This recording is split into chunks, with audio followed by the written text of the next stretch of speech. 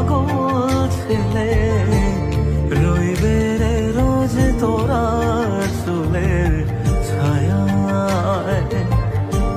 তুই নাকি মাসার বোঝনি, তোর কাছে নাই কিছুই কঠিন।